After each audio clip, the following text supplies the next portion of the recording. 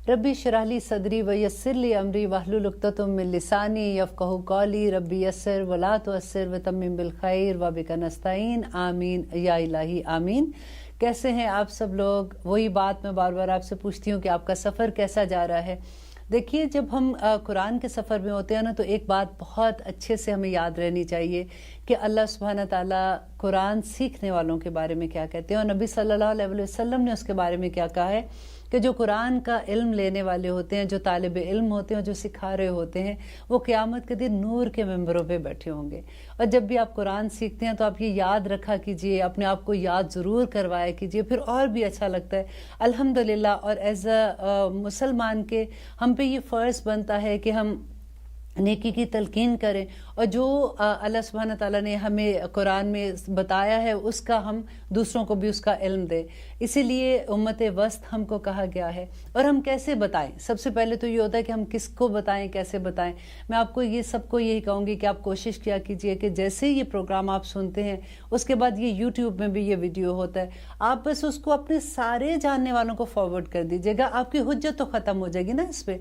कम अज़ कम हम अल्लाह सुब्हाना ताला को कह सकते हैं कि हमने ये पैगाम दे दिया था, क्योंकि यहाँ पे हम सिर्फ कुरान ही की बात कर रहे हैं, हम कुरान ही को समझ रहे हैं। लास्ट टाइम आइए देखिए, हमने जो लास्ट प्रोग्राम किया था उसमें हमने क्या सीखा था कि अल्लाह सुब्हाना ताला कहते हैं कि वला तत्तबिउ खुतुवत शयातीन, के शैतान जो है ना उसके कदमों की पैरवी ना करना। और हमने सीखा था कि शैतान कौन है, कैसे हो सकते हैं। कोई ऐसे तो नहीं होगा कि उनके सींग निकले होंगे या उनकी कोई शक्ल ऐसी होगी तो हमें पता चलेगा कि ये शैतान है। जब हमें उनकी पहचान होगी तो तभी तो हम उनसे बचेंगे। तो हमने ये देखा था कि हमने अपने अराउंड देखना है कि कौन लोग हैं जो हमें ऐसी चीज़ों की दावत देते हैं जिसमें अल्लाह सुब्हाना ताला ने मना किया है, या वो इस्लाम के हदूद से बाहर निकलने वाली चीज़ें होती हैं। तो इसके बाद अल्लाह सुब्हाना ताला ने हमें कहा कि वलौ काना आबाहुम ला याकिलून, कि तुम अपने आबाओ अजदाद की जो पैरवी करते हो, अगर जो वो अक्ल नहीं रखते थे तब भी तुम उनकी पैरवी करोगे।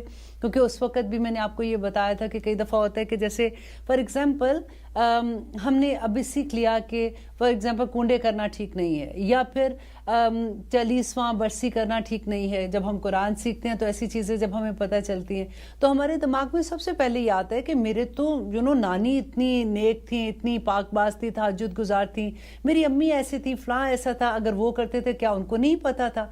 तो हम लोग वो चीज़ें नहीं छोड़ना चाहते जो हमारे आबाओ अजदाद करते थे।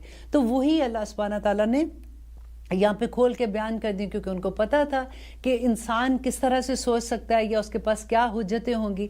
अब आगे जो आयत है हम करें आयत नंबर 171 में, तो अल्लाह सुब्हाना ताला कहते हैं वमासलुल लज़ीना कफ़रू, और मिसाल उन लोगों की जिन्होंने कुफर किया, कमासली ऐसी है अल्लज़ी उस शख्स की जो यानी को जो आवाज़ देता है, बिमा ला यसमहू उसको जो नहीं सुनता, इल्ला मगर दुआअन पुकारना, व निदाअन और चिल्लाना, सुम्मुन बुकमुन बहरे हैं, गूंगे हैं, उम्युन अंधे हैं, फहम ला याकिलून और वो अक्ल नहीं रखते।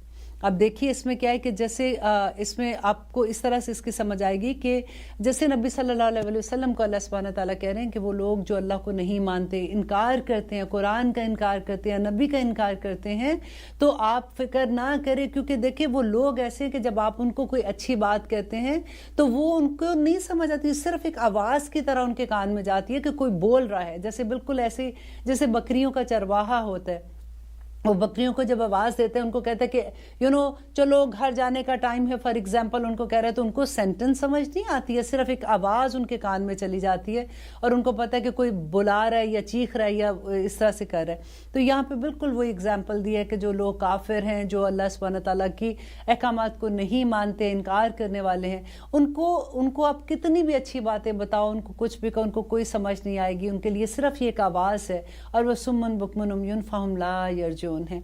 फिर अगली आयत है आयत नंबर 172 में, अल्लाह सुब्हाना ताला कह रहे हैं या अय्युहल्लज़ीना आमनू, ए लोगो जो ईमान लाए हो। नीचे लिखिए अपना नाम।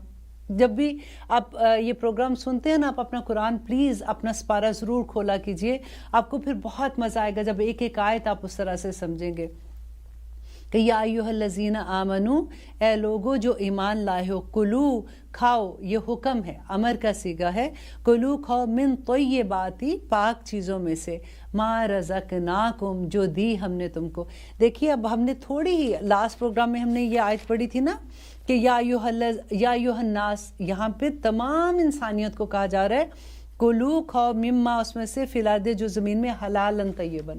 اللہ سبحانہ تعالیٰ نے حلال کے ساتھ طیب کی دونوں چیزیں ساتھ ساتھ کر دی کہ اگر جو چیز کھاتے وہ حلال بھی ہو اور طیب بھی ہو۔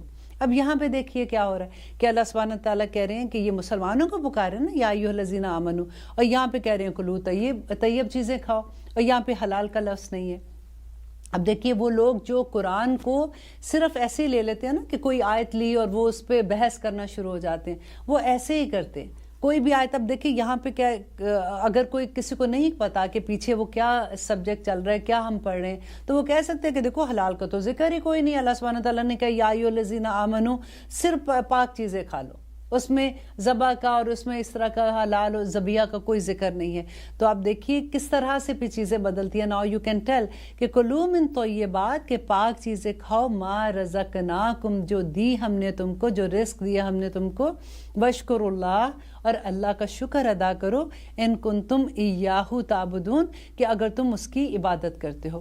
تو دیکھیے طیب چیزوں کے لیے پھر آپ وہی بات آپ کو ریپیٹ میں کر دوں کہ ہم لوگ یوزلی یہ سوچتے ہیں کہ حلال ہے تو وہ طیب بھی ہوگی، لیکن ہر چیز حلال جو ہے وہ طیب ضروری نہیں ہے کہ ہو۔ دیکھیے آپ کا رزق، فار ایگزامپل جو ہم کماتے ہیں، اگر ہمارا رزق حلال نہیں ہے، اگر اس میں رشوت آ جاتی ہے، اس میں ہم کسی کا حق مار لیتے ہیں، اس میں 100 چیزیں ہیں۔ اب آپ اپنا مائنڈ خود ہی سے اس پہ چلائیے کہ کیسے کیسے ہمارا رزق جو ہے وہ طیب کے اس میں سے کیٹیگری میں سے باہر نکل جاتا ہے۔ تو وہ رزق جو طیب نہیں ہے وہ حلال بھی نہیں ہے۔ یہاں پہ یہ مقصد ہے بات کرنے کا۔ اور نبی صلی اللہ علیہ وسلم کی وہ حدیث بھی آپ کو یاد ہوگی کہ انہوں نے کہا کہ وہ گوشت، وہ جسم کا گوشت جو حرام کی کمائی سے بڑا ہوتا ہے، وہ اس پہ دوزخ کی آگ حلال ہو جاتی ہے، اور اس کا حق بھی ہے کہ وہ دوزخ میں جائے۔ اللہ اکبر! یہ ماں باپ اپنے بچوں پہ بڑا ظلم کرتے ہیں، جو بغیر سوچے سمجھے ایسا رزق ان کے منہ میں ڈالتے ہیں، کیونکہ وہ رزق تو بچوں کے منہ میں ہی